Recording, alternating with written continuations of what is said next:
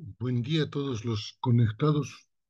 Ahora han batido récord, son 16, así que creo que vamos a terminar con 10. Hoy vamos a avanzar el tema 28.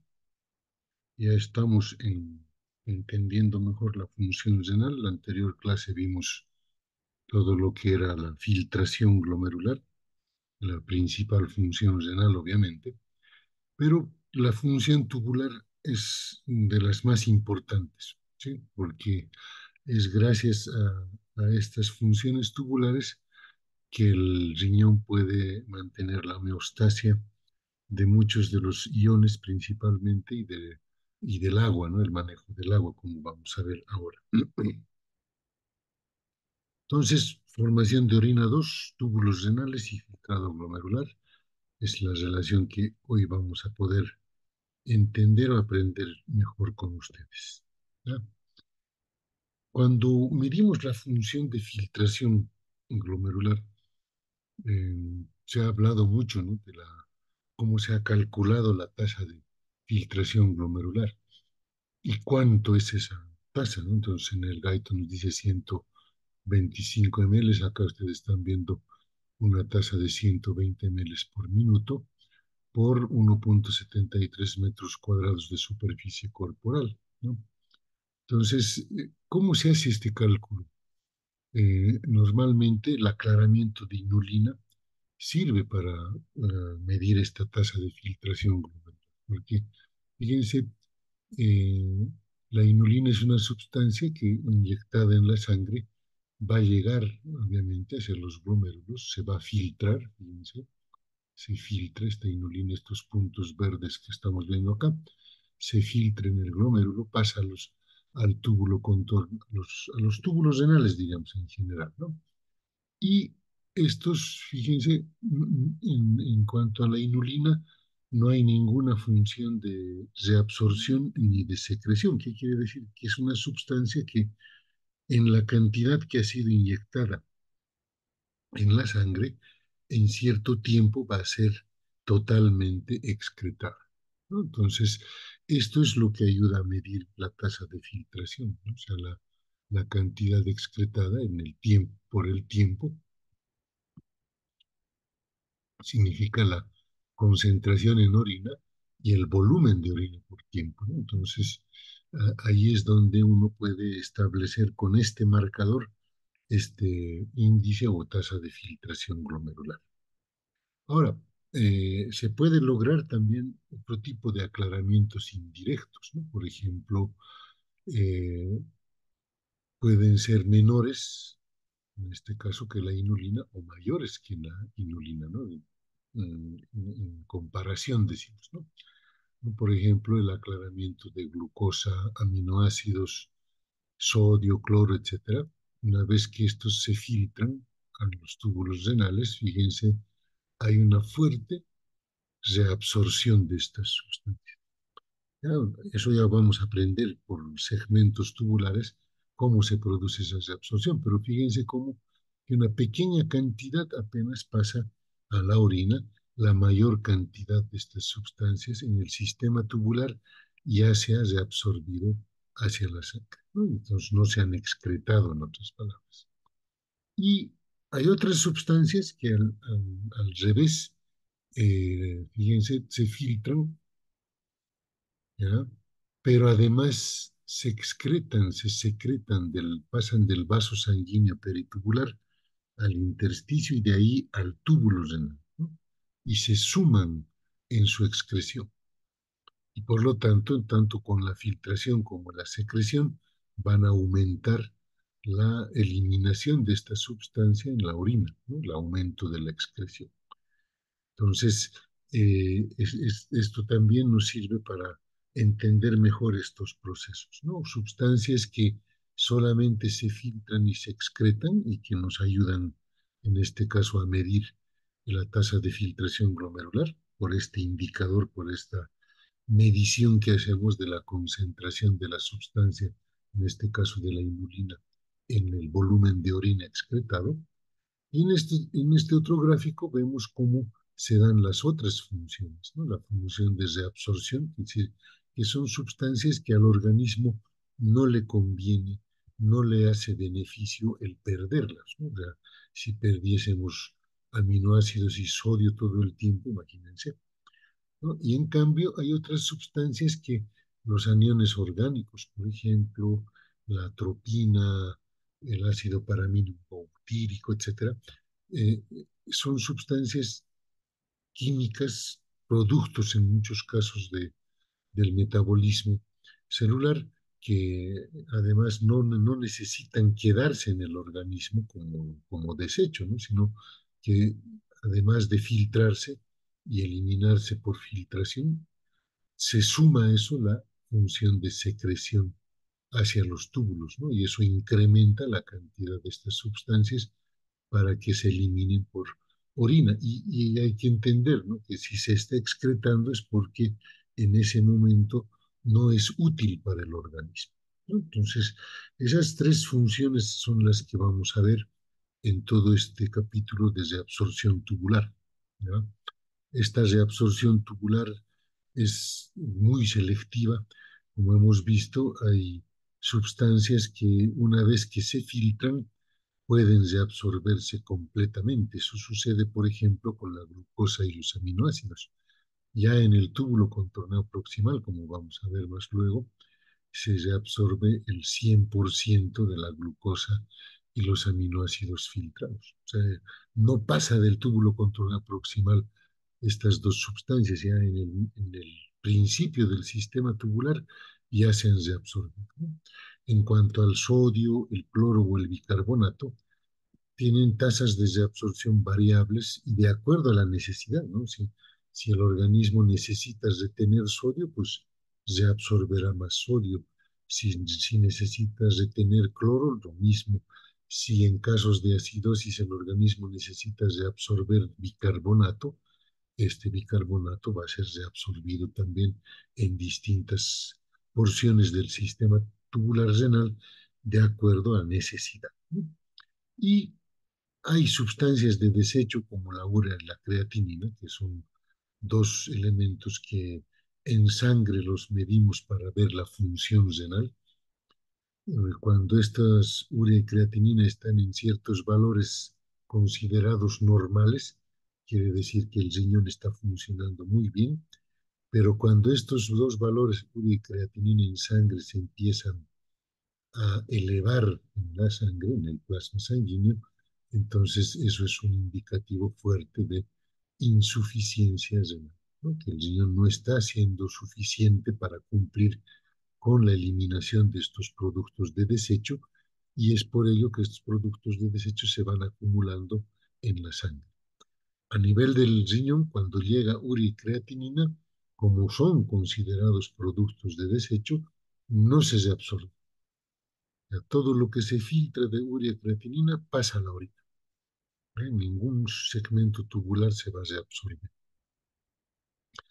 Hay un fenómeno que vamos a conocer más luego, que es la recirculación de la urea, ¿no? Quiere decir que la urea se ha filtrado como elemento de desecho, circula por el sistema tubular renal, pero al llegar al túbulo colector en la porción medular, esa urea vuelve a reabsorberse, o sea, pasa del túbulo hacia el intersticio renal y de ese intersticio renal vuelve a ser recapturado por el asa de Henle y vuelve a circular la urea por el sistema tubular otra vez hasta el túbulo colector medular y nuevamente es enviado hacia el intersticio renal y otra vez es reconducido al sistema tubular por el asa de Henle.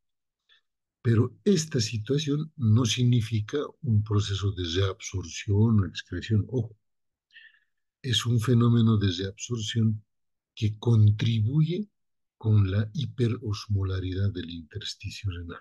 Ya lo van a entender mejor cuando hablemos de orinas concentradas y orinas diluidas, ¿no? Pero para que el riñón pueda concentrar orina, necesita que el intersticio de la médula renal, el tejido renal entre los túbulos y los capilares, se mantenga hiperosmótico, casi con 1200 miliosmoles de concentración. Y para ello los vasos rectos contribuyen, la recirculación de urea contribuye, y luego vamos a ver otros mecanismos de, que la misma reabsorción de iones en ciertos segmentos del sistema tubular también contribuyen en su momento a el incrementar la osmolaridad en el intersticio renal, ¿no? Cuando hablamos de reabsorción tubular, estamos hablando que se tienen que cumplir dos pasos necesarios. Uno, porque el filtrado glomerular ha pasado al sistema tubular, ¿no? Ha entrado a los túbulos renales y por lo tanto tiene que atravesar el epitelio tubular renal para que esa sustancia pase del túbulo hacia el tejido intersticial. Esto lo puede hacer por vía transcelular, es decir, atravesar la membrana celular directamente de la célula del túbulo que corresponda y de ahí pasar también por atravesando la membrana hacia el intersticio. Pero la otra vía es la paracelular, es decir, entre las células que componen el epitelio tubular renal hay espacios que pueden ser utilizados también para que lo que está filtrándose y está circulando por el túbulo renal pase también hacia el intersticio, ¿ya? Pero eso simplemente nos está llevando las sustancias, los iones, hacia el intersticio renal. El segundo paso obligatorio para hablar de reabsorción renal o reabsorción tubular renal es que esas sustancias del intersticio renal pasen atravesando el epitelio de los capilares peritubulares y retornen hacia la sangre. Esto se puede dar por fenómenos de ultrafiltración de agua y solutos, simplemente hasta por diferencias de presión hidrostática y oncótica. Eso ya lo vamos a ver con más detalle en cada porción tubular. Pero esos dos pasos deben darse y aquí estamos mostrándoles él, ¿no? Entonces, si este es el capilar peritubular, este es un corte del túbulo renal y estas son las células que son parte del epitelio del túbulo renal. Entonces, aquí estamos mencionando que el primer paso, cuando filtra del glomérulo y llega a la luz tubular, de hecho, puede pasar al intersticio por dos vías, ¿no? La transcelular y la paracelular. La transcelular atravesando la membrana celular que da a la luz tubular, en primera instancia, entra a la célula y de ahí tiene que salir de la célula hacia el intersticio. En cambio, en la vía paracelular, fíjense, estos espacios que hay entre las células puede ser aprovechado para que también iones o sustancias atraviesen directamente por estos espacios paracelulares entre las células, si ustedes quieren, y lleguen hacia el intersticio. Ese es el primer paso. El segundo paso, hemos dicho, deben pasar del intersticio, atravesar la membrana del capilar renal y llegar por ese medio hacia la sangre otra vez, ¿no? Hacia la circulación sanguínea. Ahora, todos los fenómenos que ustedes han leído en los primeros capítulos y que han avanzado en transporte a través de la membrana, se van a dar en la práctica en el sistema tubular renal. Hay lugares en donde este transporte de sustancias va a ser activo primario, ¿no? Porque hay lugares en los túbulos renales en donde va a haber bombas de sodio y potasio, bombas de hidrógeno, bombas de hidrógeno y potasio, bombas de calcio. Entonces, eso nos da la pauta de que en varias porciones del sistema tubular renal el paso de las sustancias va a ser por transporte activo primario, ¿no? A través de una ATPasa o bomba de las sustancias respectivas. esa energía que generan estas bombas de transporte activo también va a poder ahí coadyuvar al transporte activo secundario. Nosotros ya entendemos eso, ¿verdad? Siempre que hay energía que se genera por un transporte activo primario, esa energía es utilizada para un transporte activo secundario, ¿no? Ya sea por difusión facilitada, ya sea por cotransporte, ya sea por contratransporte o ya sea por acoplamiento indirecto, ¿eh? Entonces, la energía que se ha generado con estas bombas, a su vez va a contribuir a que se produzca el movimiento de estas sustancias por difusión facilitada, acoplamiento indirecto o contratransporte, eh, haciendo una demostración de lo que es el transporte activo secundario. ¿Qué sucede con el agua cuando se filtra en el plasma? El agua pasa por un mecanismo pasivo, ¿no? Es decir, por ósmosis. Por eso es necesario que ustedes entiendan que cuando hemos visto diuréticos, que dijimos, ¿no? Que si yo mantengo hiperosmótico el contenido de la luz tubular, voy a provocar movimiento osmótico de agua hacia la luz tubular y por tanto va a haber mayor producción de orina en mayor volumen y se va a eliminar esa gran cantidad de orina. ¿No? Entonces, si es el intersticio el que está hiperosmótico, entonces el agua que está circulando por el sistema tubular, por ósmosis, también va a ir del lugar de mayor concentración al de menor concentración y por tanto va a haber un paso pasivo de agua por ósmosis, un movimiento osmótico del agua, de la luz tubular hacia el intersticio y obviamente de ahí hacia el capilar para su reabsorción hacia la sangre. Bien, entonces agarremos de ejemplo al sodio. ¿Qué sucede con el sodio en el sistema tubular? El sodio, por ejemplo, puede ser transportado en forma activa, porque hemos visto que hay bomba de sodio y potasio. En algunos lugares del sistema tubular renal, estas bombas actúan reabsorbiendo sodio y excretando potasio. ¿Ya? ¿Qué quiere decir reabsorber sodio? De la luz tubular, ¿ya? De este ejemplo, el sodio que está en la luz tubular, por transporte activo, se va a reabsorber hacia la célula y se va a intercambiar por un potasio, es decir, van a entrar, por decirles, dos iones de sodio y se va a eliminar a la luz tubular un ion de potasio, ¿verdad? Entonces, ese sodio que ha entrado acá después va a pasar al intersticio y después va a pasar otra vez hacia la sangre y de esa manera se va a compensar, digamos, la concentración de sodio en la sangre.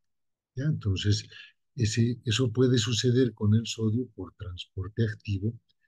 Puede el sodio también pasar de un lado al otro por gradiente electroquímico, ¿ya? De un lado al otro de la membrana tubular renal, o inclusive puede hacer un paso en forma pasiva por ultrafiltración. ¿Ya? Por ejemplo, el sodio pasa por ultrafiltración del intersticio al capilar renal y de ahí, por lo tanto, ahí vuelve a la sangre. Pero también, fíjense que estas bombas de ATPase y las otras que se activan también provocan difusión facilitada de sodio a través del denominado cotransporte, fíjense como una proteína transportadora con esta energía generada por la bomba, agarra en un brazo al sodio, ¿sí? Agarra un sodio, y en el otro puede agarrar o una molécula de glucosa o una molécula o un aminoácido, perdón, y juntos a los dos los transporta, ¿no? Entonces es un transporte activo secundario por difusión facilitada gracias a la energía de las bombas y que hacen que, en este caso, el sodio pueda ser transportado por difusión facilitada como cotransporte, es decir, una proteína que transporta en un brazo al sodio y en el otro brazo a una molécula de glucosa o a unos aminoácidos, ¿no? Entonces, ¿qué sucede con la glucosa y los aminoácidos? Una vez que han entrado a la célula, van por transporte activo secundario también de la luz de la célula tubular y pasan hacia el intersticio, ¿no? Por difusión facilitada van del túbulo hacia el intersticio, o sea, se están reabsorbiendo, y del intersticio hacia la sangre capilar por paso pasivo, ¿sí? Entonces, vean la combinación de las formas de transporte a través de la membrana que se combinan, que participan, si ustedes quieren, en estos fenómenos de reabsorción. O sea, todos los mecanismos de transporte a través de la membrana se cumplen. ¿Ya? La variedad que hemos conocido en los primeros capítulos de Renal se cumplen acá en toda la función de reabsorción. Hay sustancias inclusive que utilizan varios mecanismos, por ejemplo el sodio. ¿No? El sodio tiene bomba, transporte activo primario. El sodio tiene difusión facilitada, transporte activo secundario. El sodio puede pasar por gradiente electroquímico sin necesidad de los otros dos. Y una vez que está en el intersticio, para volver a la sangre por ultrafiltración. O sea, paso pasivo por ultrafiltración. Entonces, el sodio utiliza todos los mecanismos de transporte para moverse de un lugar a otro. ¿Ya? Entonces, eso es importante que todos ustedes entiendan. Ahora, ¿cómo se dan estos mecanismos con la reabsorción de ciertas sustancias orgánicas? Aquí está el ejemplo del sodio que damos. Esto que está en amarillo es la luz del túbulo renal. Esto que está en verde es la célula del túbulo renal. Fíjense su borde en cepillo. Esto que está en celeste es el intersticio renal, el tejido renal. Y esto que está en rojo es el capilar peritubular, la sangre. Entonces, acá fíjense cómo hemos dicho que a veces para entrar por difusión facilitada, fíjense, hay un simporte acá que puede introducir sodio, fíjense, puede meter sodio a la célula junto con glucosa, junto con aminoácidos, junto con fosfatos, lactatos, sulfatos o dicarboxilatos, ¿no? Entonces, ahí se da la difusión facilitada o transporte activo secundario. Dentro de la célula tubular renal, fíjense la bomba de sodio con, supongamos, potasio, ¿sí?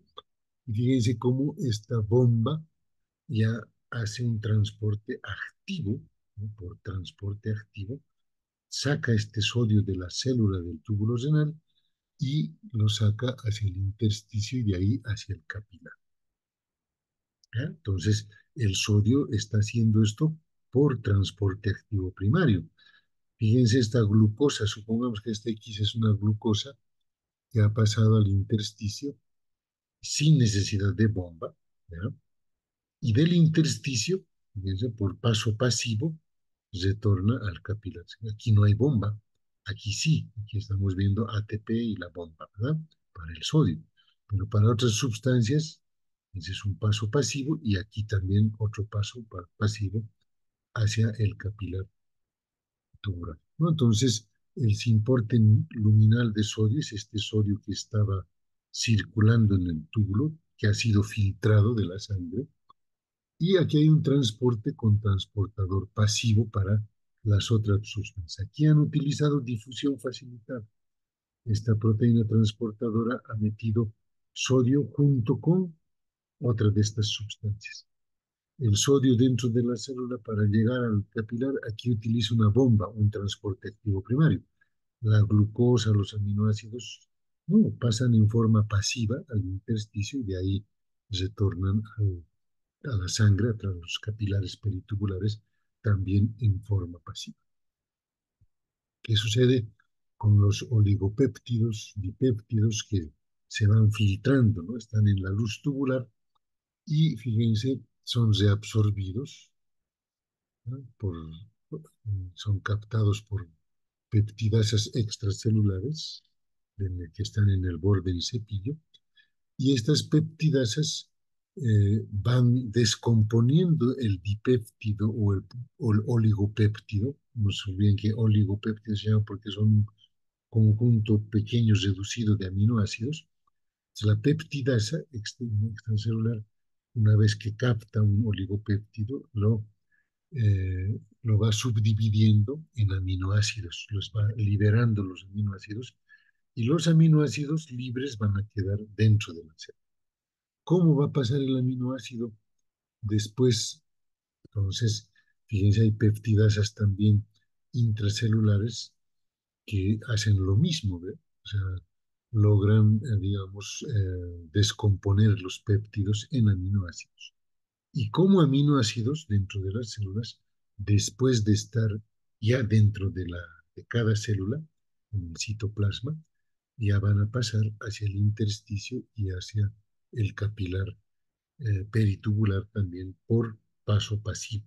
¿Ya? Entonces, fíjense acá, por ejemplo, cómo con esta eh, hay un importe de hidrógeno que puede pasar.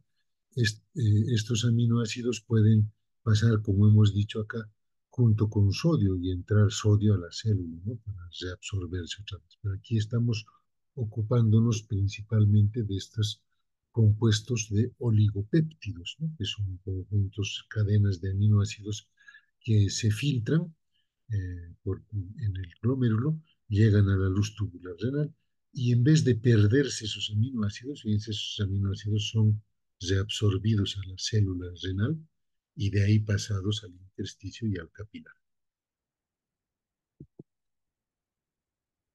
Entonces, el transporte activo secundario es el que se genera gracias a la energía liberada por las bombas de transporte activo primario, ¿no? Entonces, acá podemos hablar, por ejemplo, de un transporte retrógrado, ¿ya? Existe, por ejemplo, el transporte retrógrado de sodio e hidrógeno, es decir, se reabsorbe un sodio, entra a la célula el sodio, pero se elimina el hidrógeno, por ejemplo. Se lo intercambia, quiere decir, ¿no? Es el contratransporte. Mientras uno entra, el otro se está eliminando a la luz tubular. El sodio se recupera del túbulo renal hacia la célula tubular renal, y el hidrógeno más bien se elimina hacia el túbulo renal y se va a eliminar hacia la orina. ¿Ya? Puede haber el transporte por proteínas, hemos dicho el cotransporte. Este es el contratransporte, ¿verdad? Mientras uno entra, el otro sale. El cotransporte se da por proteínas. De la luz tubular a las células tubulares pueden pasar por pinocitosis. En las células hemos visto que se degradan aminoácidos y de esa forma se reabsorben hacia el intersticio, ¿no? Eso es lo que acabamos de ver en los polipéptidos, pero las proteínas están compuestas también de cadenas de aminoácidos, y eso implica de que una proteína que ha sido filtrada se va a reabsorber por pinocitosis del túbulo renal a la célula renal, a la célula tubular renal. Ahí, por la acción de los que hemos visto acá, estas peptidasas intracelulares se van a descomponer en aminoácidos libres, y de ahí, de esta forma, se van a reabsorber como aminoácidos, van a pasar hacia el intersticio y de ahí al capilar renal. Bien, entonces, ya entendiendo de que todos los mecanismos de transporte a través de la membrana se utilizan, ahora entendamos el concepto de transporte máximo. El transporte máximo se refiere a que hay un límite para esta reabsorción de sustancias de la luz tubular hacia las células tubulares. ¿Qué quiere decir esto? Que llega a haber en algún momento una saturación de este sistema de transporte. Obviamente, si hay una sustancia, por ejemplo, en un paciente diabético, el incremento de la glucosa en sangre hace que se filtre más glucosa en el glomérulo y pase más glucosa hacia los túbulos. Dentro de parámetros fisiológicos, toda esa glucosa debe ser reabsorbida en el túbulo contornado proximal, como dijimos antes. Pero si hay demasiada glucosa, no se olviden, el paciente diabético tiene hiperglicemia, tiene azúcar elevada en sangre, y si no está controlado, peor aún. Entonces llega un momento en que por encima de los 320 nanogramos por minuto que se filtra, esa glucosa ya no va a poder ser reabsorbida totalmente, porque su reabsorción se ha saturado por la gran cantidad que llega y que se está filtrando de glucosa. Por lo tanto, vamos a empezar a ver glucosa en orina, glucosa que no ha podido ser reabsorbida, no por flojera del riñón, sino porque su capacidad de reabsorción ha sido superada. El riñón puede, está llegando glucosa, el túbulo ve que está, hay glucosa, va reabsorbiendo, llega más glucosa, va reabsorbiendo, se incrementa más la glucosa y el túbulo va reabsorbiendo, reabsorbiendo, pero cuando ya se supera, digamos, esa capacidad de reabsorción, ya no puede dar abasto, entonces se te empieza a pasar glucosa hacia el resto del sistema tubular y de ahí a la orina, y empieza el fenómeno de la glucosuria, ¿no? Entonces, antiguamente, por ejemplo, a los pacientes diabéticos se les hacía utilizar para su forma de control del azúcar, el glucotex, la glucosinta, que se decía una cinta de papel empapado en un producto químico que al contacto con la orina cambiaba de coloración si es que había contenido de azúcar. La cinta era de color amarillo y una vez que sopaban introducían esta cinta de papel a la muestra de orina y dejaban un ratito reaccionar con el producto químico del papelito, ese papelito empezaba a tomar un color verde y dependiendo del tono de verde, desde verde claro hasta verde oscuro, podíamos saber más o menos cuánto de glicemia tenía ese paciente. Y obviamente si detectabas en orina, quería decir que había ya sobrepasado el transporte máximo. Es decir, no era un indicador como la glicemia capilar que hoy en día utilizamos como el método de control más sensible y más exacto, ¿verdad? Antes hacíamos por la glucosa en la orina. Entonces, cada vez que el paciente diabético veía un color eh, verde, verde bajito, ¿ya? Entonces uno decía, está bien, estás controlando, no estás eliminando mucha azúcar, mucha glucosa en la orina. Pero si el color era verde, más oscuro, hasta un verde, digamos, verde, el nivel, tono más oscuro que había, entonces ahí el paciente le decíamos, ¿no? Usted no está tomando su medicamento, no está cumpliendo la dieta, está eliminando mucha azúcar en la orina, por lo tanto está descontrolado. ¿Ya? Entonces había que reajustar sus dosis de insulina o sus medicamentos antidiabéticos orales, etc. Entonces, hay sustancias que en el riñón llegan a saturar con su sistema de reabsorción, ¿no? Su transporte máximo se manifiesta y por eso fíjense cómo para aminoácidos puede suceder también cuando están en una concentración de 1,5 milímetros por minuto. En proteínas plasmáticas, cuando ya hay más de 30 miligramos por minuto filtrado, esto ya pasa, sobrepasa, se satura la reabsorción y empieza a haber proteinuria. Entonces, la misma creatinina que puede aumentar en concentración. Entonces, para algunas sustancias, como las que hemos visto, hay un transporte máximo, es decir, hay un límite de reabsorción, hay una saturación que cuando se alcanza, esa sustancia empieza a aparecer en la orina eliminada por el paciente. Pero hay otras sustancias que no tienen ningún transporte máximo Por ejemplo, no hay saturación para las sustancias de reabsorción pasiva, ¿no? El sodio, por ejemplo, no tiene saturación. Si hay buena cantidad de sodio en el túbulo, ese aumento de cantidad aumenta la reabsorción de sodio automáticamente. Si el filtrado glomerular transcurre por el sistema tubular renal lentamente, o sea, el filtrado glomerular está muy lentamente circulando, esa lentitud hace que haya más reabsorción de sodio, es decir, toda la cantidad de sodio que se pueda reabsorber, no hay problema porque mientras más lento transcurre el filtrado glomerular, las células tubulares renales están trabajando tranquilamente. Y por ejemplo, si se activa el sistema renina-angiotensina-aldosterona, que ya hemos conocido, la aldosterona hace que en los túbulos colectores, túbulos distales, eh, se actúe sobre las células principales, células tubulares en esas porciones del túbulo renal, y éstas activen la bomba de sodio-potasio. Es decir, se absorben sodio ya por transporte activo, intercambiándolo por potasio. No se olviden que cada vez que el sodio se mueve a un lado o a otro lado de una membrana celular, arrastra consigo ¿qué? Agua. ¿Sí? Entonces provoca el movimiento osmótico del agua.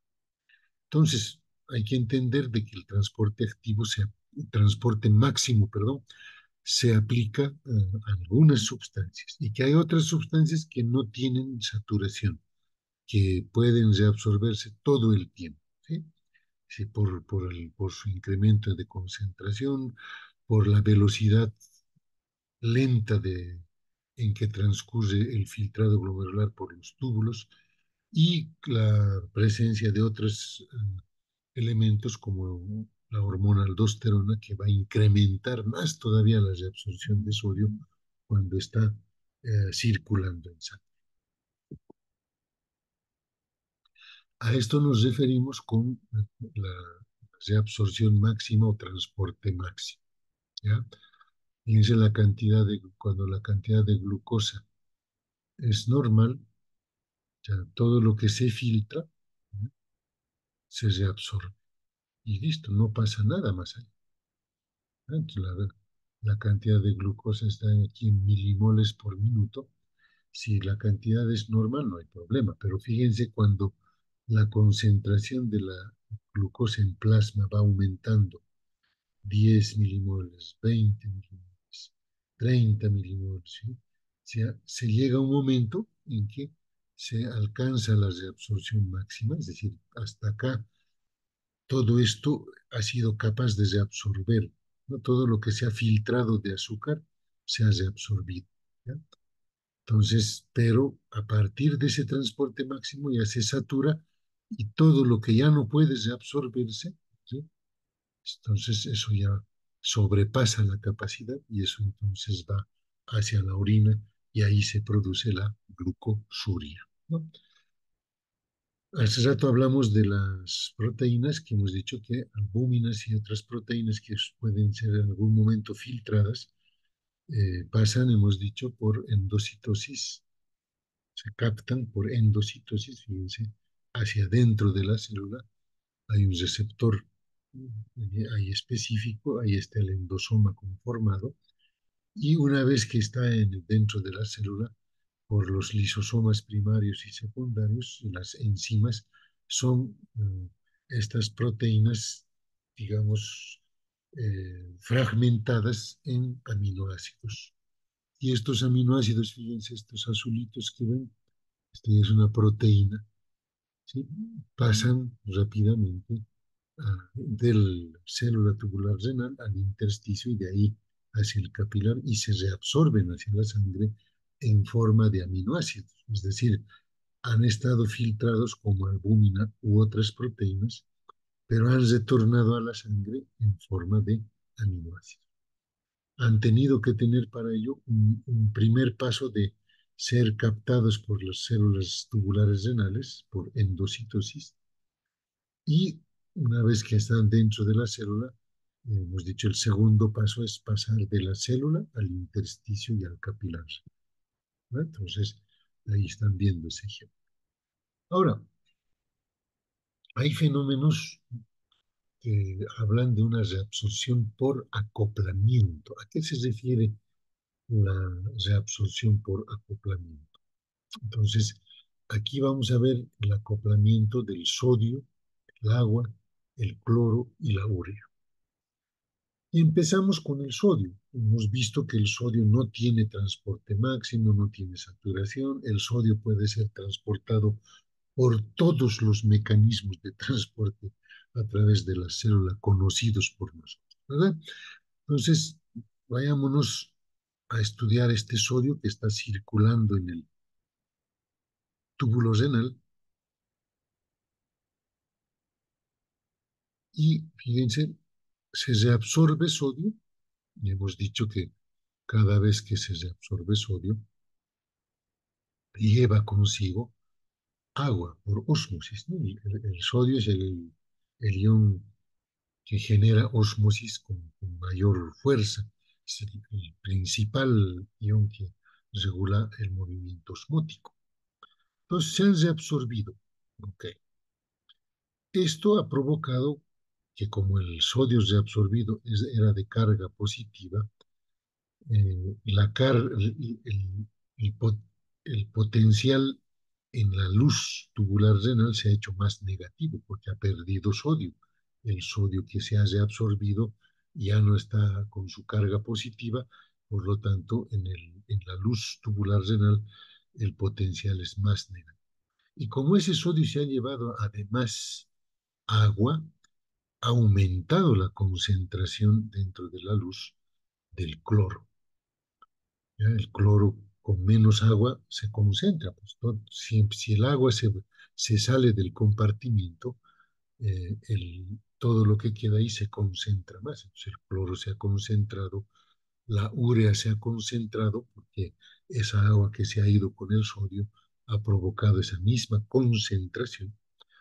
Y cuando sucede eso, fíjense, empieza, por el potencial muy negativo, empieza a reabsorberse pasivamente cloro para disminuir este potencial negativo. El cloro tiene carga negativa, ¿recuerda? Por lo tanto, una vez que ha sucedido este aumento de concentración del cloro y este aumento del potencial negativo luminal, empieza a haber reabsorción pasiva de cloro y por esta concentración de la urea empieza a haber reabsorción pasiva de urea. Esto puede ocurrir, por ejemplo, en el túbulo colector porción medular. Entonces, ¿a qué conclusión llegamos? A que cada vez que se reabsorbe sodio, cada vez que estamos reabsorbiendo sodio, se produce una reabsorción pasiva de cloro y una reabsorción pasiva de urea. Entonces, esa reabsorción está acoplada. ¿Ya? Entonces, cada vez que el sodio se reabsorbe, por acoplamiento, se va a reabsorber cloro y se va a reabsorber urea.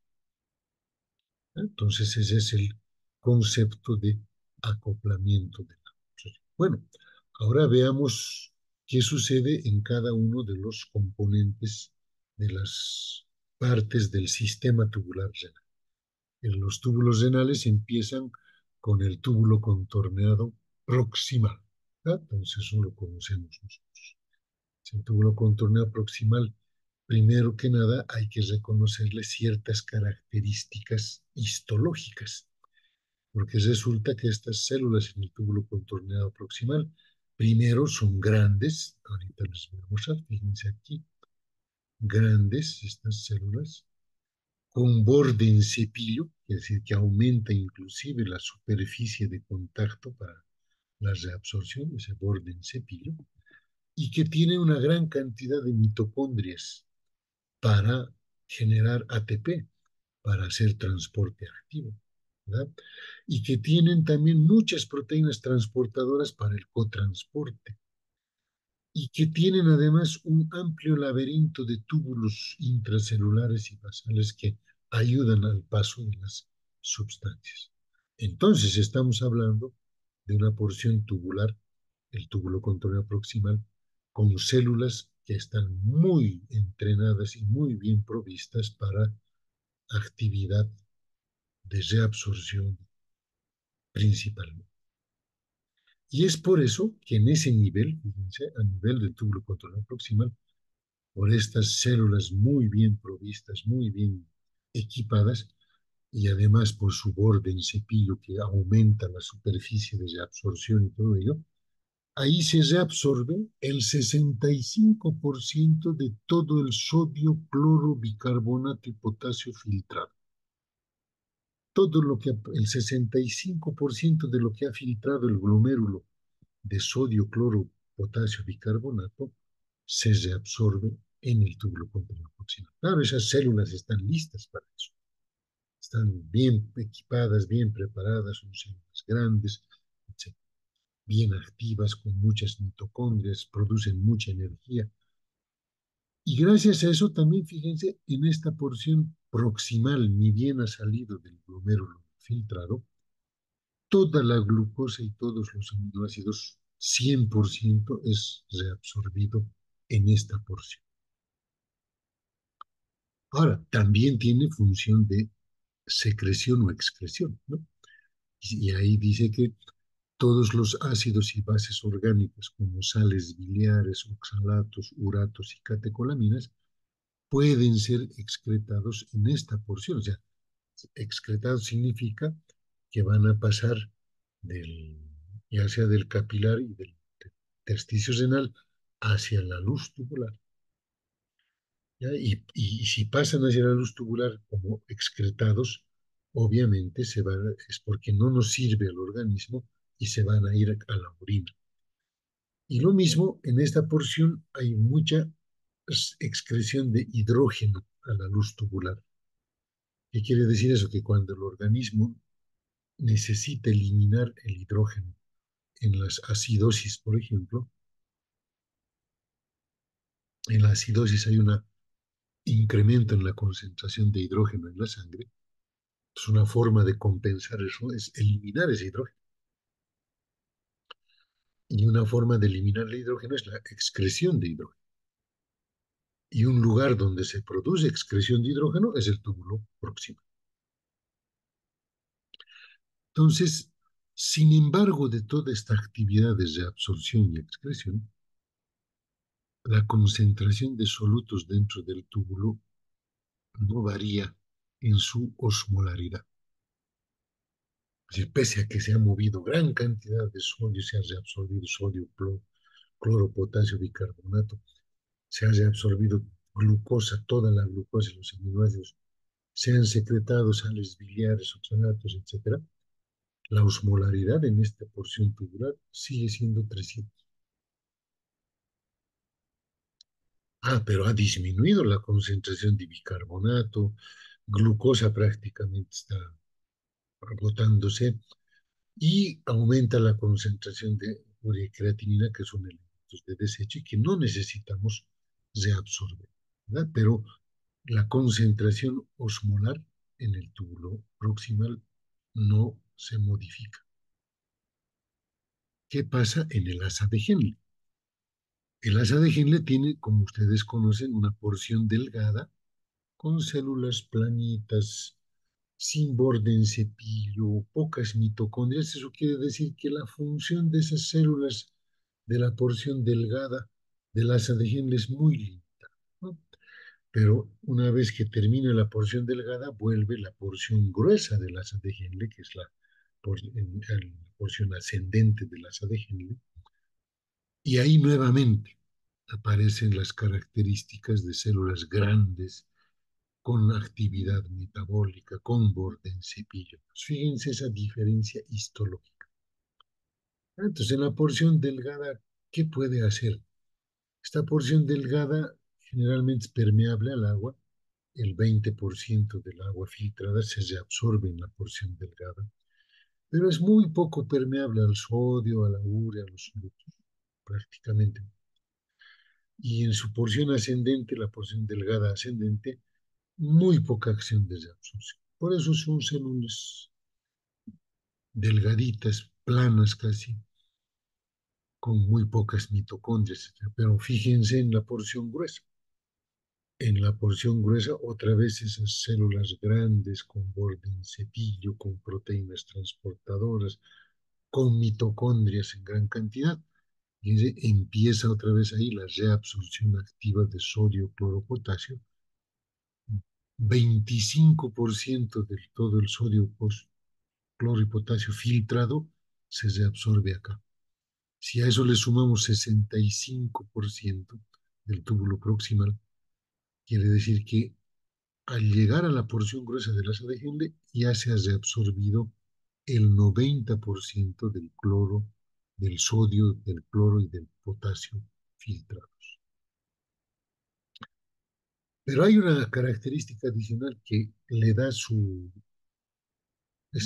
especial función al asa de Henle porción gruesa, que es en esa porción gruesa del asa de Henle en donde se produce la reabsorción activa de calcio, magnesio y bicarbonato. Pues fíjense, el calcio no se reabsorbe en el túbulo proximal. Sí se reabsorbe calcio y magnesio en la porción gruesa de la asa de Henle. Ahí actúa mucho la bomba te pasa de sodio y potasio. Hay transporte facilitado de potasio y transporte retrógrado de sodio e hidrógeno. ¿Qué quiere decir esto? Que el asa de Henle, porción gruesa, también intercambia sodio, reabsorbe sodio y lo intercambia por hidrógeno. Elimina el hidrógeno. ¿No? Entonces es un transporte o contratransporte, un transporte activo secundario por difusión facilitada. ¿No? Entonces, ojo con esos componentes. Y llegamos al túbulo contorneo distal. La parte inicial ya la conocemos, es esa partecita que está casi vecino al, al glomérulo y a las arteriolas aferente y eferente, ¿no? Entonces, la parte inicial del túbulo contorneo distal, en la parte de la mácula densa, que hemos dicho que es la que detecta la concentración de sodio, entonces parte del complejo yuxtaglomerular que por retroalimentación puede modificar el filtrado glomerular, es decir, la cantidad de filtrado glomerular y el flujo sanguíneo. Aparte de eso, en esta porción del túbulo contorneo distal sigue habiendo reabsorción de sodio, cloro, potasio. Pero, fíjense ahora, empieza una característica que no debemos olvidar, que el túbulo contorneo distal es impermeable al agua y la urea. ¿Qué quiere decir eso? Que aunque haya agua circulando y haya necesidad de reabsorber esa agua, estas células del túbulo contorneo distal no dejan pasar agua y no dejan pasar. Pero, ¿qué sucede con la última porción del túbulo contorneo distal y la primera porción del túbulo colector, que es el túbulo colector porción cortical? Ahí hay que recordar estos detalles. Ahí están los dos tipos de células, las células principales y las células intercaladas. Las células principales se ocupan de la reabsorción de sodio intercambiándolo por potasio.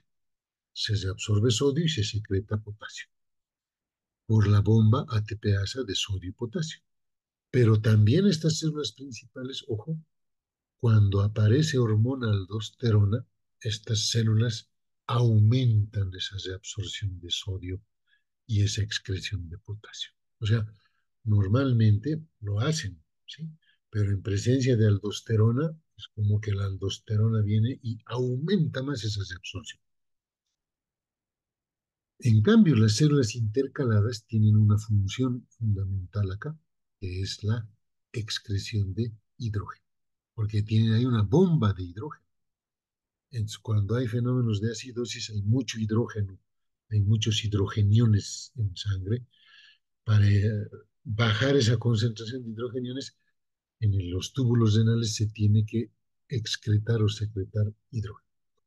y la última porción del túbulo contorneo distal y la primera porción del túbulo colector, porción cortical, tienen estas células intercaladas con la bomba de ATPase de hidrógeno y por lo tanto pueden excretar hidrógeno en gran cantidad. Esta parte también es impermeable al agua, ¿ya?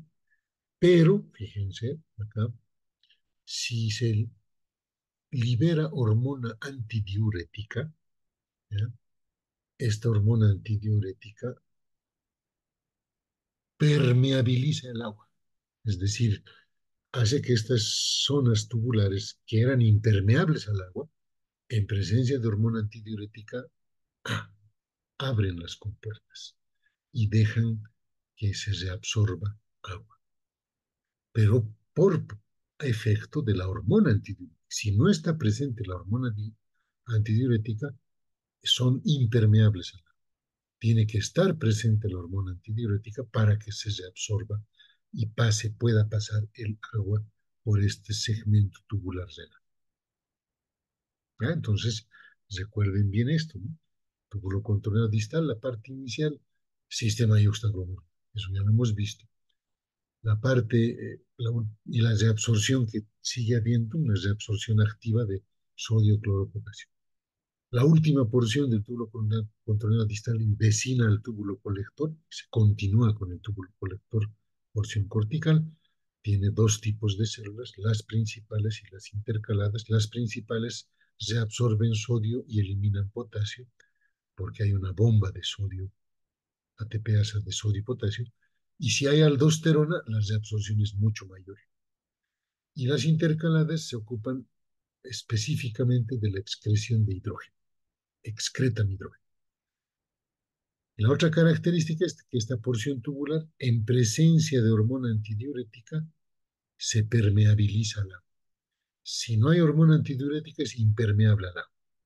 ¿Ya? Entonces, eso es importante recordar con ustedes.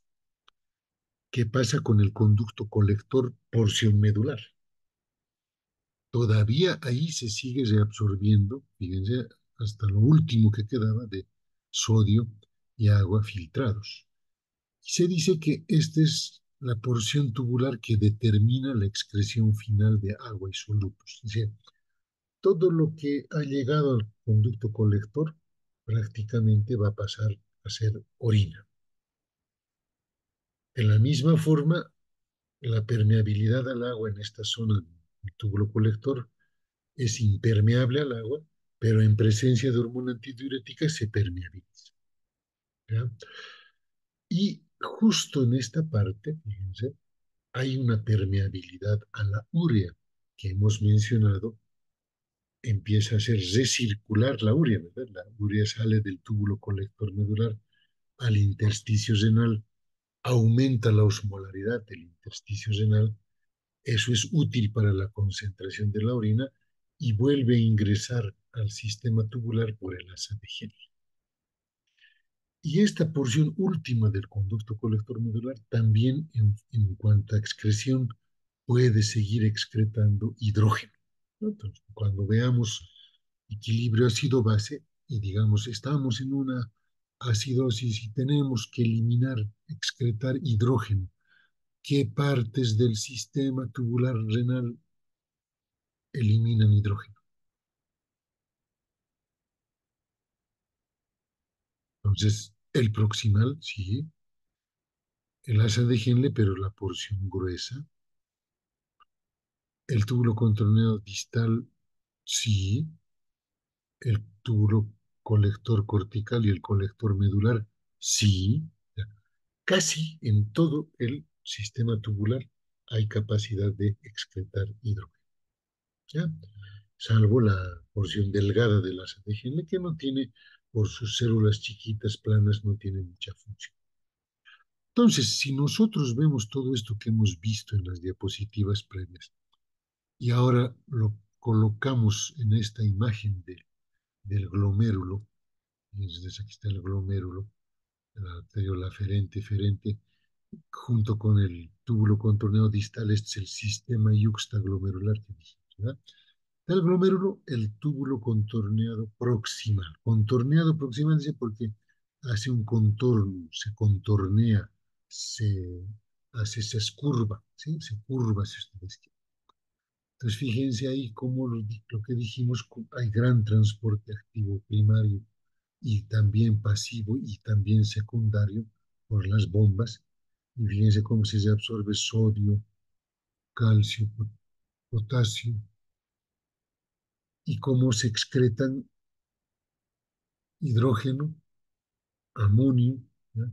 Cómo se reabsorbe casi el 100% la glucosa y aminoácidos, hemos dicho, fosfatos, lactatos, sulfatos, ¿no? Entonces, y cómo se eliminan, se reabsorbe cloro, urea, calcio, ¿ya? Y cómo se reabsorbe o se eliminan productos de desecho, ¿no?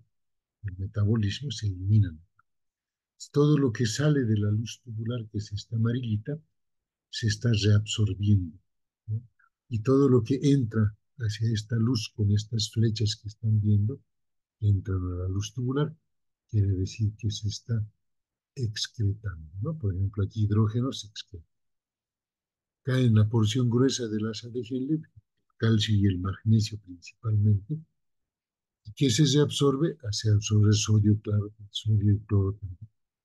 En el túbulo contorneado distal, fíjense, sodio, cloro, sodio por transporte activo primario, cloro por activo secundario, el túbulo colector, porción cortical, células principales, hemos dicho, se absorben sodio, eliminan potasio por una bomba, ahí está la bomba de sodio-potasio, se absorbe cloro. Agua podría ser, pero toda esta zona es impermeable al agua, hemos dicho, pero en presencia de hormona antidiurética sí se puede reabsorber agua. Dice, se reabsorbe potasio, otra vez en esta posición se excreta hidrógeno, se sigue reabsorbiendo sodio, y aquí hemos dicho que pasa todo lo que queda acá, este es un segmento en el que ya todo lo que ha llegado acá va a pasar a la orina. Prácticamente con estas últimas cosas se va a cumplir la función tubular renal y el resto ya pasa a la urea. Y fíjense, aquí está lo de la urea, ¿no? La urea es permeable en esta porción del túbulo colector, porción medular, pasa al intersticio, aumenta la osmolaridad del intersticio y luego esta urea es nuevamente reabsorbida por el asa de Henle, introducida al sistema tubular, vuelve a circular, ¿ya? Por estos segmentos tubulares, vuelve a esta parte y vuelve a salir otra vez hacia el intersticio, manteniendo hiperosmótico este espacio intersticial. ¿Ya? Entonces, esos son elementos que ustedes no deben olvidarse. Ahora, si hablamos del agua, fíjense, hemos dicho que toda el agua filtrada, el 65% ya se reabsorbe en el túbulo contornado próxima, ¿sí? Después, en la porción delgada del asa de Henle, hemos hablado de un 25% de reabsorción de agua más que todo, ¿no? Luego, fíjense, aquí está el segmento de dilución, un segmento impermeable al agua que no tiene nada que ver con la hormona antidiurética. Esta porción ascendente del asa de Henle y la porción gruesa del asa de Henle son impermeables al agua. Y por eso también en el libro de Guyton se llama el segmento de dilución del túbulo renal. Claro, como no se reabsorbe agua, pero sí se está reabsorbiendo por transporte activo sodio, cloro, ¿sí? Entonces el agua que se está quedando ahí está diluyendo a todos los solutos que han quedado en el túbulo renal. Entonces aquí va a haber una dilución. Hemos dicho que acá la osmolaridad en el túbulo contorneado proximal es similar a la del plasma, 300 miliosmoles, digamos. Entonces, a medida que se va reabsorbiendo, no varía, hemos dicho eso, pero en este nivel, sí, esos 300 miliosmoles pueden bajar a 250, 200, 150, 100 miliosmoles, porque el agua diluye esta porción. Entonces aquí vuelve a retornar, fíjense, pasa al túbulo contorneado distal y vuelve a reabsorberse agua, siguiendo al cloro y al sodio. Y la porción terminal del túbulo contorneado distal, la porción cortical del túbulo colector y la porción medular del túbulo colector, todo esto que está en este cuadro anaranjado es impermeable. O sea, igualito acá, todo lo que ya queda de agua va a pasar prácticamente a la orina, a excepción de que se empiece a secretar hormona antidiurética. Porque cuando hay hormona antidiurética, en todo este sector vuelve a hacerse permeable al agua y se reabsorbe agua. ¿Ya? Por eso es antidiurética, se opone a la diuresis, ¿no? Antidiuresis. Entonces, en la antidiuresis elevada hay una permeabilidad y recién, fíjense, el 5%, un poquito más, va a pasar después a la orina, ¿no? Como volumen eliminado por orina. Entonces, eso sucede con el agua en las distintas porciones tubulares. ¿Cómo se regula esta situación? Pues ustedes están viendo también que hay una regulación de la reabsorción tubular. El equilibrio glomérulo-tubular del que hablamos influye en esto. Si va a aumentar la filtración, va a haber mayor reabsorción. Si disminuye la filtración, va a haber menor reabsorción. Esto evita sobrecargas al túbulo distal. Luego están los capilares peritubulares que también participan en la reabsorción. Es el segundo paso de la reabsorción, no se olviden. Pero también ahí la arteriola aferente, eferente, aumentan o disminuyen el filtrado glomerular. Y las presiones en el intersticio renal, ¿no? Cuando aumenta la reabsorción capilar, aumenta la reabsorción tubular. Cuando aumenta la reabsorción capilar, aumenta la presión oncótica del intersticio renal y eso atrae más agua y solutos al intersticio. Esas son formas de ir aumentando o disminuyendo la reabsorción. ¿Qué pasa con la presión arterial? Si aumenta la presión arterial, se incrementa la excreción de sodio. A eso se llama natriuresis por presión. O sea, a mayor presión arterial hay mayor presión hidrostática capilar, hay mayor filtrado glomerular y hay mayor difusión de sodio hacia la músculo. Entonces, disminuye la angiotensina 2 y hay además una menor reabsorción de agua. La angiotensina 2 produce reabsorción de sodio y agua. Y además la producción de aldosterona, que a su vez aumenta la reabsorción de sodio y agua, ¿no? Por la presión arterial, por la angiotensina 2, también se estimula la aldosterona, que incrementa más la reabsorción de sodio y potasio. Y las hormonas participan, claro que sí, hemos visto la aldosterona, ¿dónde participa? En las células principales del túbulo cortical o lector cortical. ¿Qué hace esta? ¿Qué hace esta, uh, ¿Qué hace esta hormona? Aumenta la reabsorción de sodio y potasio. ¿Ya? Entonces, ¿qué hace la angiotensina 2? Aumenta la absorción de sodio y potasio y estimula la aldosterona, que a su vez, ¿sí? Hace otra vez esa misma acción, pero la angiotensina 2 además es un potente vasoconstrictor de las arteriolas eferentes y eso tiene sus efectos que ya vimos. ¿Qué hace la hormona antidiurética? Permeabiliza el sector del túbulo colector cortical, colector medular, y para la última parte del túbulo distal, para que se reabsorba agua y se produzca orinas concentradas, ¿no? Entonces, cuando disminuye la hormona antidiurética, la orina es diluida. Péptido auricular natriurético, se aumenta el volumen sanguíneo, se distiende la aurícula, se elimina el péptido auricular natriurético o se libera. Y este en el riñón, ¿qué hace? Reabsorción disminuye la reabsorción de sodio y agua y por eso que produce natriuresis, elimina, con eso baja el volumen y el péptido deja de producirse. La hormona antiparatiroidea en el asa de Henle y en el túbulo distal aumenta la reabsorción de calcio, magnesio, hemos dicho, la reabsorción de magnesio también en grasa de Henle.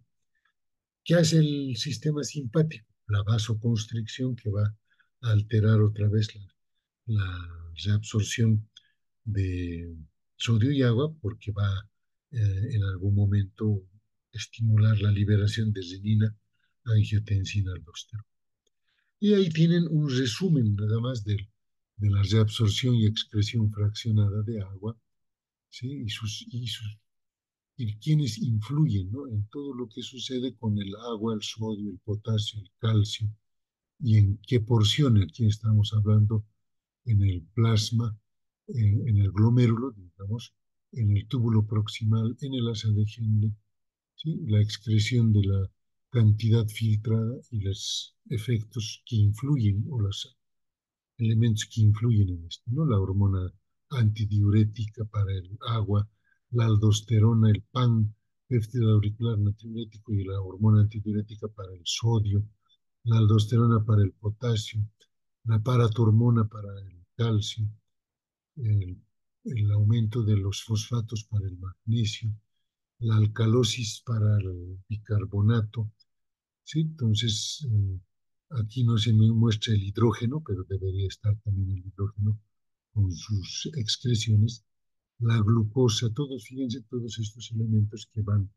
transcurriendo por la vía renal. Bien, tienen acá un videíto del doctor Paiva sobre túbulo contorneo proximal que les va a ayudar a repasar también. Lo ven cuando tengan más tiempito para el repaso de ello, ¿no? Entonces, con eso nosotros concluiríamos el tema 28. Ya el día lunes entramos a orinas concentradas, orinas diluidas. Si hay alguna consulta, alguna pregunta que quieran hacer, estoy a su disposición. Son 25 estudiantes que han estado ahí. Bien, si no hay nada, pues tengan un buen fin de semana, chicos, y el lunes nos volvemos a encontrar con fisiología renal. Gracias, doctor. Hasta luego. Chao, Hasta luego, chao. doctor. Buen fin de semana, Hasta que luego, tengan. doctor.